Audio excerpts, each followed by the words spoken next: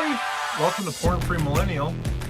I'm your host, Mac, and today we're going to talk about 3 keys to getting to 100 days of sobriety from porn, from also masturbation, if that's something that you're struggling with. And I'm going to go ahead and share my sobriety goal that I reached not too long ago. Is last Tuesday, March 12th. I hit 100 days sober from porn and from masturbation. Yay! So pretty excited about it.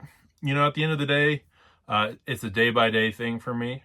But I think milestones are important to show you, how much you've grown, since that day one, the day like right after your relapse where you had a reset, to the day you're at when you hit 100. It's just such a big difference in how you feel, your outlook on life, what you've been doing, the goals that you've been hitting, and the new goals that you want to achieve on the horizon that you set for yourself.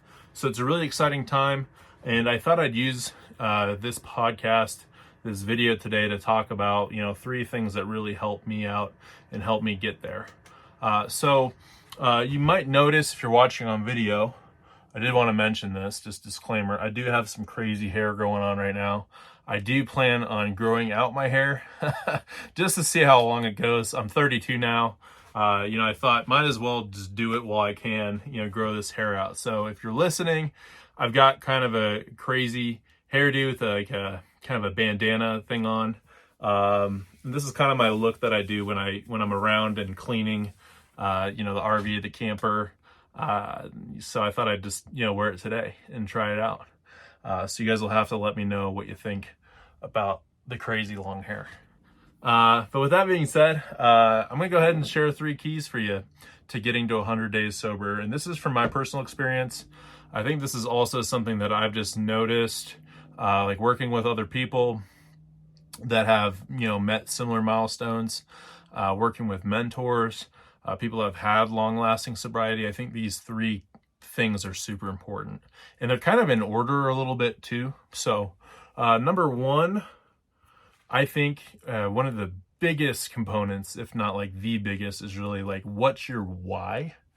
Like, why are you doing this? Why do you want to live a life without porn, without masturbation? If that's something that you're looping into your sobriety, I loop in masturbation and porn kind of together. They have this symbiotic relationship. So for me, like if I'm masturbating, it's basically like there has to be porn there as well, and like vice versa. So I view them pretty much as the same thing for me. Like I just want to stay clean on both ends. But maybe for you it's porn, masturbation, both. I'm going to talk about it through the lens of both porn and masturbation, because that's just my journey. But I think you can use these keys for both, really. And this is like for a lot of things in life like that we have to overcome. I think we need to have a why, a sense of purpose, something that drives us, something that's bigger than us, that when, we have no fuel left in the tank, we don't want to do it anymore, we want to give up. Our why is there as that foundation that's really like holding the house together. It's really what you can build the house on as well. If you're starting over, if you're trying to go back to the drawing boards and say, like, what do I need to do this time to really make it, to really get ahead, to be sober and to make it last, I think you need to have a really strong why. It has to be at the core of your sobriety, of your purpose. Like, why are you doing this? It has to be for you too. Start with you. I think that's a really important thing that I initially learned is I think a lot of people fail at this and fall for this, like where you want to make your why all about somebody else. Like, I'm doing this because, like my wife wants me to. My wife told me, if I don't go, get this fixed, then she's going to leave me, or my girlfriend or whatnot. And I feel like whenever I hear that why, just to be blunt, it's kind of a BS excuse. We're really deflecting and saying, hey, it's more because they want me to do this, not because I really want to do it. And if you are there, it might just be a sign that you're not really ready to let go yet. You're not really ready to let go this part of your life. And that might be something that you're going to have to dig a little bit deeper into. Like, why do you still need this thing? Why do you need porn in your life? Why do you need masturbation in your life? Like what need is it filling for you?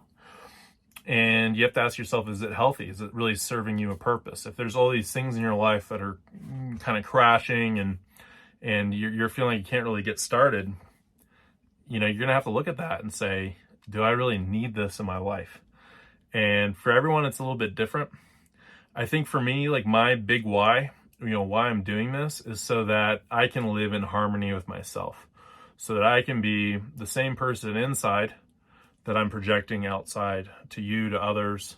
The person I look in the mirror, I can look that person straight in the eye and know that I'm being true to myself. I know that I'm being honest, know that I'm living in integrity.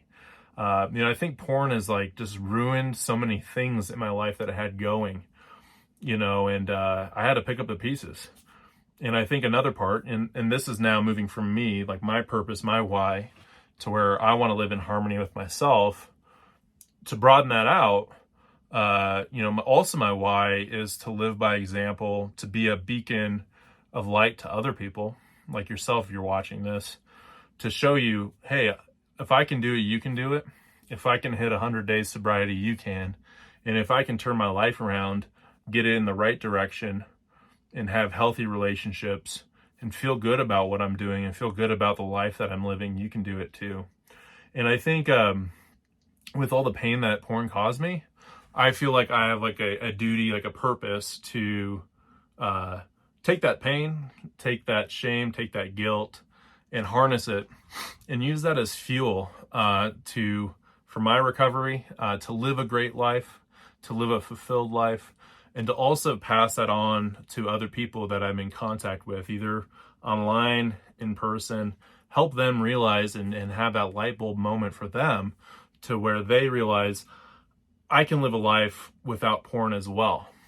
I can live a porn-free life. I can live a life free of masturbation. I don't have to have these shackles that hold me down, to where I have to do this in order to get some good sleep, or I have to do this to be less stressed. At the end of the day, it's like using a credit card and you're just accruing this debt, and the interest is heavy. And eventually we have to pay it off. And that's the way that I look at it. So I think you got to have a strong why. Really take some time. It might be a process to where you might have to iterate. You might come up with a why and then, wake up and say, that's kind of crap, and then rewrite it. But it really should be something that fires you up. It really should be something too, like if you tell somebody that that you trust, that, kind of knows about what you're struggling with.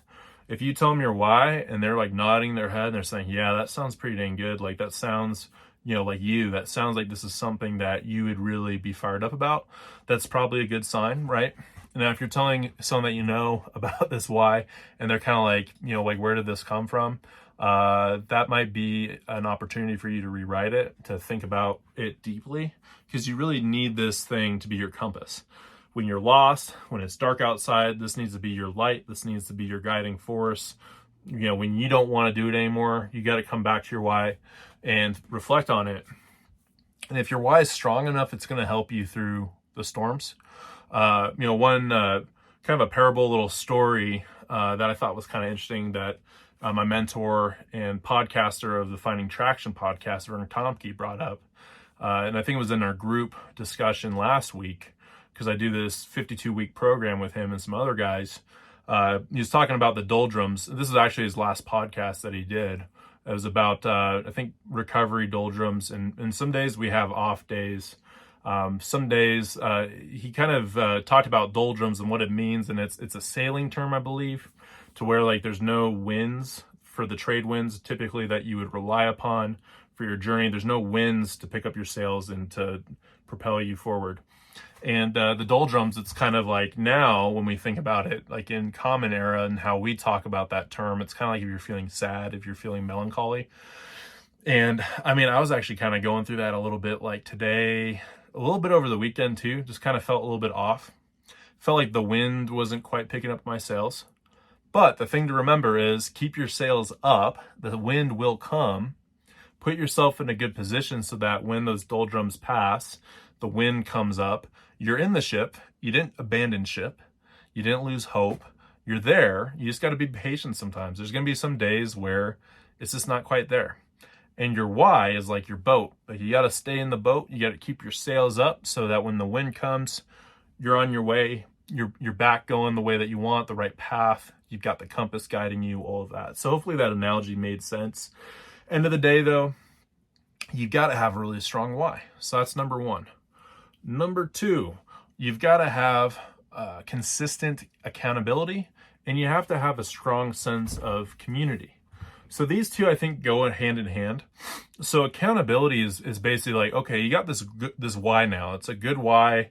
You're fired up, but your why is going to go nowhere if you don't have a way to hold yourself accountable to it. So holding yourself accountable is like, what are the methods to where by day basis, you're setting yourself up for success? In what ways are you holding yourself accountable? So if you're not having a good recovery day, you're edging a lot, and edging means like you're kind of on the edge of sobriety. You might be kind of doom scrolling on pages that aren't quite, I guess like healthy for sobriety, right? And I think we all know what those are. It might just be doom scrolling on social media. It might not even be anything bad, but you're just kind of mindlessly scrolling through things. It could be you're like checking out somebody at the gym way too long.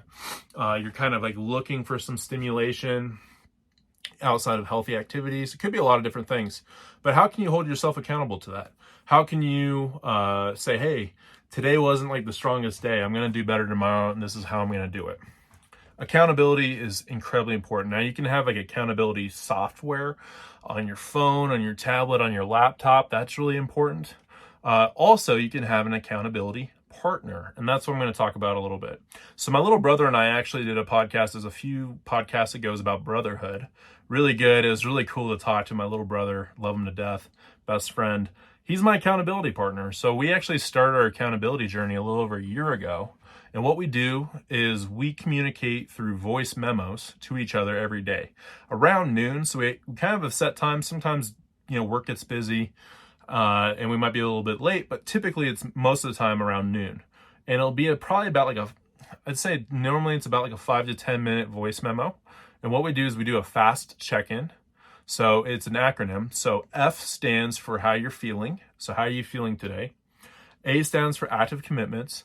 So what are your active commitments? Like what are things that you're committed to that are healthy? So typically with active commitments, you want to look at 4 different areas. So you've got your passions, like what are you passionate about? Like what are your passion projects? You have your physical health. So how's your physical health doing? Like that's a huge part of your recovery. Is like, how are you actually feeling? How are you sleeping? How are you eating? Are you working out? Are you feeling like healthy? Or are you kind of feeling crappy? Number 3 is like how are your relationships? So that could be like, how are you and your wife, your husband, your girlfriend, your boyfriend, your friends? What are you doing in that day or that week to where you're really focusing on your relationships? That could be with parents, anybody. Relationships with people. And number 4 is your spiritual health. So spiritual health is like, how are you doing with God? How are you doing with your faith? Typically, and this is like the first step in 12-step groups. There's 12-step for porn addicts anonymous, alcoholics anonymous, a lot of that. The first step's like giving it up to a higher power and say, I'm not in control. I'm not in control. I need help. I need help from something or someone higher than me. So if you're not really religious, you're not really spiritual, it's something just to consider if you're really struggling with this and you can't find any other options. I mean, I'm a Christian. God's number 1 has helped me through this all, my divorce, this addiction with porn, my belief in God, my faith in God, and that I'm forgiven for these sins, and that I accept him into my life and that I want him to help guide me, has helped me out so much. It's relieved so much pressure. Because when we don't put, if we're just putting ourselves on that pedestal, all the pressure, all the force goes right onto us, right onto our shoulders. When we have God in our life, we can lean on him in these moments of darkness, and he can help guide us. So spiritual health is another thing. So again, active commitments. I want you to think of your physical health, your spiritual health, your relationships, and your passions. 4 really important things to check in on every day, every other day, whatever you set up with your accountability partner. These are things that you got to talk about. And if you're not investing properly in those things, your recovery is not going to be as smooth. Okay, so we got F is for feelings. A is for active commitments. Then you got S is for slips, sobriety. So slips would be like if you're edging, kind of like we were talking about earlier. Edging is like being on the edge of sobriety. So I like to use a stoplight model. Stoplight would be like green light, you're doing really well. Yellow light, you're like edging. You're doing some questionable behavior. You're starting to build up maybe some ritualistic behavior to where you're kind of priming yourself for a relapse, to where you might look at porn, you might masturbate, you might slip, go basically across the line that you're not going to be able to come back from. That's yellow light. And then red, of course, is if you relapse. Relapse, the way I look at it is we're on the road of recovery, right? So just because you look at porn or you masturbate, that doesn't make you a terrible person. That just means that, hey, you had a bump in the road, you took a detour. Let's get back on the road. Let's keep going. Like I just shared, 100 days sober. Before that, I was on about 8 months. I've had some longer streaks. I had like almost 2 years one time. And, then moments happen. It could just be like one day, one little moment, where you slip and you look at porn, you masturbate, and maybe these are lines in the sand. They are for me. Like my line in the sand that I've determined for loss of sobriety is when I actively look at porn, like video images, and then masturbate. That's like my red line. That means, hey, I got to start over. But when you start over, and this is like why I wanted to do this podcast, like I'm at 100 days right now, I feel fantastic. I feel like this 100 days has been so much better than previous 100 days that I've done before. I feel clean. I feel like I have energy. I feel fired up. I feel like things trajectory-wise are going really well. So that's like why I really wanted to focus on this today in this podcast and share this with you, is because if this is like your umpteenth time starting over, hey, been there, done that. I've started over 1 million times.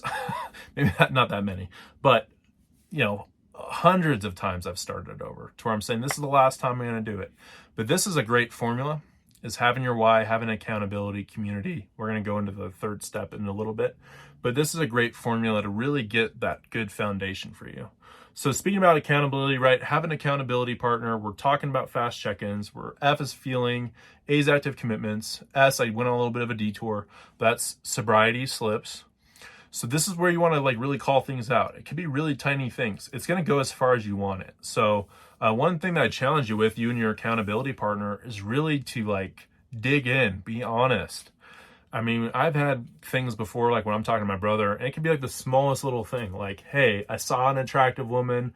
I stared a little bit too long. I looked away. I didn't look back, but I still kind of didn't feel great about just ogling. I didn't really feel like, it was a Christian thing to do. It was a little bit lusty. And I'm checking that in. When you check that stuff in, it's a power. It gives you power. It gives you this accountability where you said, hey, I checked it in. I was honest about it. This wasn't something that I was really that proud of. And next time I'm going to do better. That's what it's all about. It's just about like improving, about being vulnerable, and having brotherhood, sisterhood with somebody else that you trust. It's huge. It's one of the most important things. And then you have the first T, so fast, F-A-S-T-T. First T is threats. So threats to your sobriety. Most of the time, for me at least, I'm talking about my sleep. I've been having a hard time sleeping. So typically like my sleep is like always number one. It also could be like stress from work. Maybe you had a stressful conversation with your significant other. There's like a myriad of different things, but it's basically like threats to your sobriety. Like what has threatened you before with your sobriety, when maybe you've been on a streak and then you went off your streak. Typically for me, like my biggest threats is like when I'm really tired, when I'm feeling unmotivated, like maybe when I stop writing, stop podcasting, stop trying to work on my YouTube channel. Those things, like when my passions start to slip away, my relationships, I start to isolate, I kind of stop doing my active commitments. That's like when I'm getting into like a threatening position. So think about that on your end, like what threatens your sobriety. And then the last T, so you got threats, then tools to combat those threats. So like, what are some tools that you can implement that can help combat that threat that you're talking about? So if it's sleep, what are things I can do tonight to get some good sleep? Maybe it's putting my phone in the other room. Maybe it's having some sleepy tea, which I love to drink. Maybe a little bit earlier in the night. Maybe it's like I get into bed at a certain time. Hey, I normally get in bed at 11 or 12. Let's get in bed at like 9:30 or 10. Once you start building those habits in and you start checking them in with somebody else, they start to take root, and then you start to see the benefits. I would suggest when you do your accountability and you have an accountability partner, I would suggest to start off, do it every day. Every day. Do it every day at a certain time. I like voice memos. I think that you can do it at your own time. Sorry, bump the camera there. But you can do it on your own time. But it just depends on, what kind of communication you like. But I typically think that like doing something voice to voice, even like FaceTime, I've done that before, super helpful. So that's like the biggest point I wanted to make with accountability is like have somebody in this journey with you. And then that ties into community. Like have a community of people, especially like if you can start off with just like with one person, like a close friend, have them as accountability partner, great.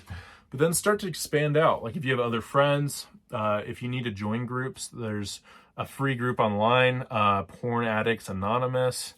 I haven't done it. My little brother has, and he's raved about it. Just said that it's really helped him out a ton. But there's groups you can pay for. Like I'm in a group right now with Vern Tomke, who's the Finding Traction host. And that group is called Band of Brothers. Really good group. I can put the link in the description. But we do a 52-week program. We do that every week. So every Thursday we meet up with each other. And that's been fantastic. It's a small group of guys, 4 other guys. So it's great. I love it. You can really talk through things with focus. And then we check in with each other too. So we do a variation of that fast check-in with each other every week. So that's nice. Other kind of ways you can connect with people, community. I have a therapist, so I've been doing therapy now for like 2 years. That's been really helpful for me. So that's a bi-weekly thing for me. Another sense of community, someone else I can talk to, someone else I can lean on and go through, not just like porn recovery, but just like past traumas, figuring things out. Where do I want my life to go? It's just good to have someone like that in your corner that you can talk to. And then the last thing for me, at least, an example is like I have a Bible study group. We meet every other Tuesday through Flatirons Church in Colorado, great church. And I've known these guys, most of them, for about 4 years now. And having a group of people that have similar faith to you, incredibly important.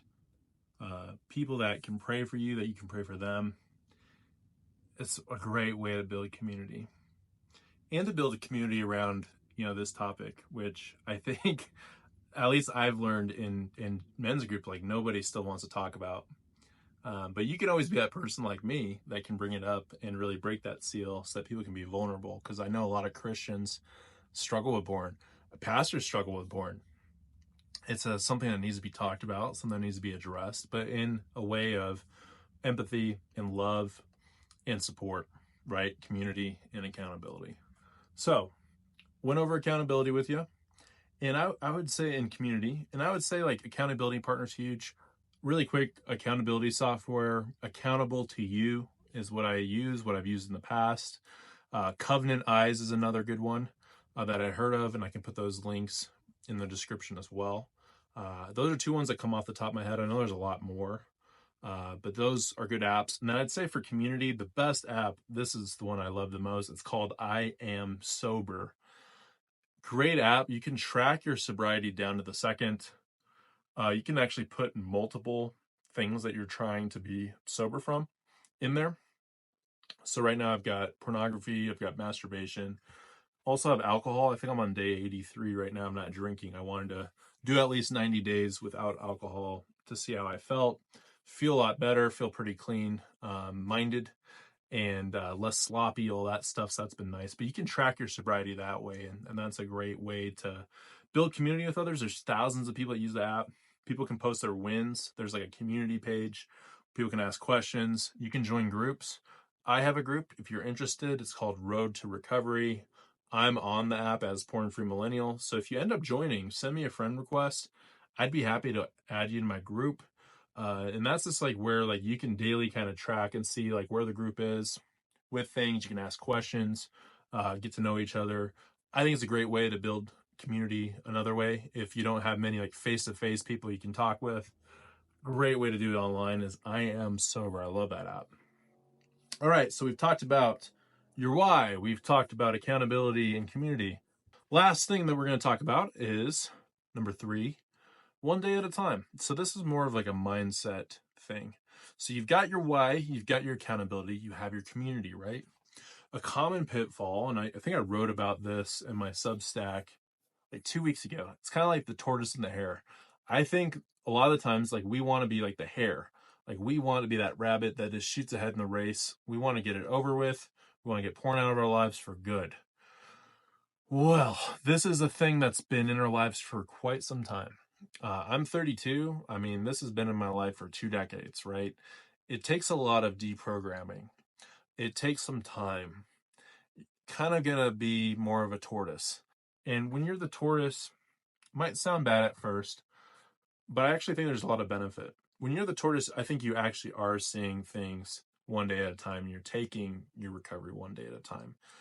You're not jumping ahead and skipping things. I think that's why the hare kind of lost, kind of wore themselves out. They got kind of bored. They ended up burning themselves out. That's happened to me many times when I've, attempted to quit porn. But I really think that sustainability is being more like the tortoise. Taking things slow and steady wins the race, right? And taking things one day at a time. I've heard this quote before. It's not the best quote, but it's like, how do you eat an elephant? Like, who eats an elephant? I don't know who eats an elephant, but the quote is like, how do you eat an elephant? It's one bite at a time, right? If we just try to eat the whole elephant at once, it's not gonna happen. We're probably gonna choke, or we're gonna get too stuffed too quick and quit. Now, if you take it one bite at a time, you take your time, you don't quite put like a timetable on it. You just go one day at a time, you're going to eventually eat that elephant. And I think, like the elephant, I think porn is the elephant in our room, right? Like we have to confront it, we have to eat it, so to speak. And I think the best way to do it is to do it one day at a time, one bite at a time. Take a bite out of it one time a day. And I think what that helps us do, I think it makes like the recovery process a lot more like attainable in our minds. Like if you look ahead and you're like, oh my gosh, like how am I supposed to be like 10 years sober?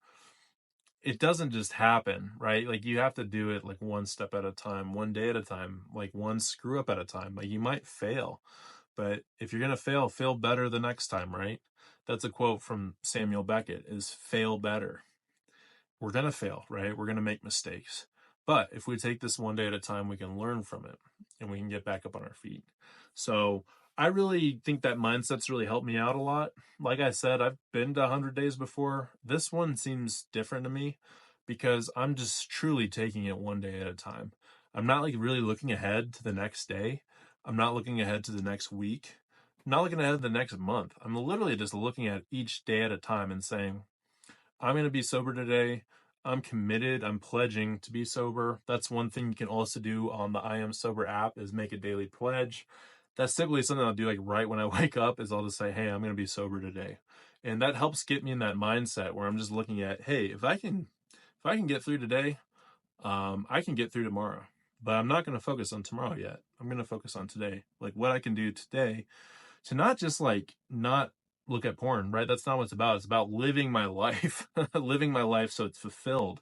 And if I can focus on that, focus on living into my goals, living into my passions, my physical health, my spiritual health, my relationships, leaning into my active commitments every day, then odds are I'm going to have a porn-free day because I'm moving towards something.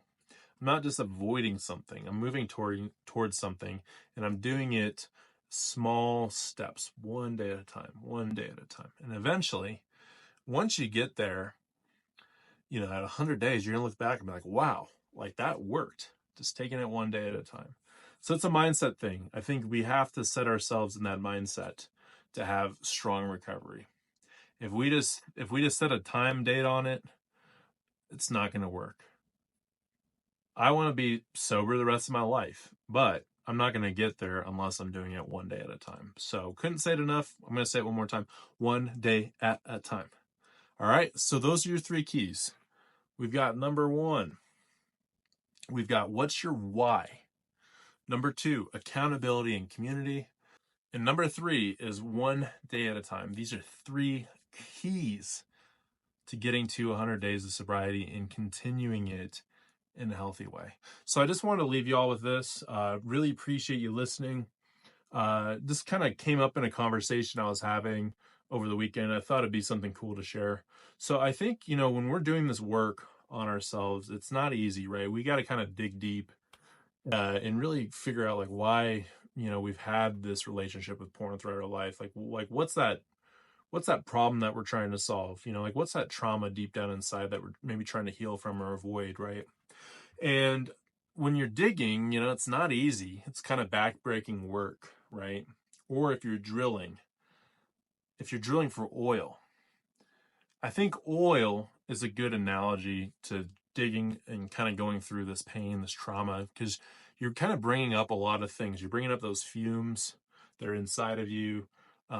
Now, oil, can be very corrosive. It can be pollutant. It can be dangerous and hazardous to us, right? And those fumes can be really dangerous when we're drilling. But on the flip side with oil, right, it's fuel. It's a resource. So if we can harness, that pain, harness that shame, harness that trauma in our lives while we're digging, we're kind of getting to the root of it, that's going to bring up that oil. That's going to bring up that resource. And if we can harness it right, it's going to change your life. It's going to change your journey in sobriety once you can really harness that resource. And it's like gold too. You're mining. We've all seen that picture, that person that's mining. There's 2 pictures, right? The person on top's mining. They turn around there and say, I give up. And if they would have hit just a few more times, like that gold or those diamonds would have been right there. And then you got on the bottom, that person's like, way further back, but they've got this look on their face that's just determined they're going to keep going after it. And eventually they're going to get those diamonds, they're going to get that gold, they're going to get that resource. And I just challenge you as you go, just know that like the challenge itself is going to lead you to that big fuel resource, that thing that's going to change your life for the better. It's there. Just don't give up on it. Just know when you're digging and when it gets hard and you really feel like you're pushing yourself, like that's actually when you're doing it right. And you're really getting to the bottom of what that problem is. Because at the end of the day, this porn relationship that we have, it's to solve some sort of problem in our life. Something that developed early on or maybe later on in our lives, but we're trying to solve it with porn. And if we can really dig and find that out ourselves without porn in our life, that's when we can really unlock that power that we can use as fuel to propel ourselves. So I wanted to end on that. Other than that, guys, I've got a Substack. I've got a Medium account as well. Those are publications, Porn Free Millennial. I like to send things out every Monday, Wednesday, and Friday. So if you're interested in that, go to Substack or Medium, and you can join my mailing list where you'll just get those instant updates right away. And then you can find me on X, so porn_free_ or at Colorado Mac 21. That's kind of like my main page. I also have a YouTube channel where I'm trying to upload some things about me living my RV life, living remote, working remote out of my RV and traveling. And then last but not least, if you're interested in one-on-one coaching, let me know. Send me an email at pornfreemillennial@gmail.com. I'd be happy to meet with you. Free consultation, see what you're looking to do. One-on-one coaching right there. Give me an email, again, at pornfreemillennial@gmail.com. Or if you're watching this video on X, send me a DM. Or on YouTube, you can also email me as well. But with that being said, y'all, really appreciate you listening today. Take these 3 steps. Let me know what you think, if those are helpful to you. I'd really like to know. And spread the message. This is all about us on our road of recovery together and us fighting the good fight. So I hope you have a great night, great day, great week. some great recovery. And like always, keep fighting the good fight. Talk to you later. Bye.